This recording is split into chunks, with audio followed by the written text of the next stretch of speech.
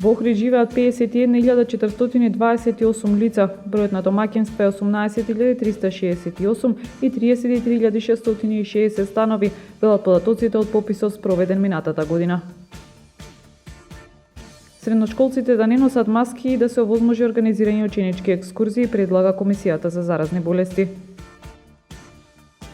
Поддршка на иницијативи предводени од млади за заштита и одржлив развој на светското наследство на УНЕСКО Охридско езеро, презентирани најдобрите идеи.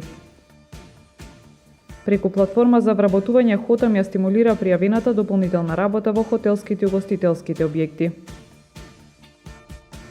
Времето утре променливо облачно со температура во интервал од 10 до 14 степени. Следевте една минута вести на Охрид Нјуз.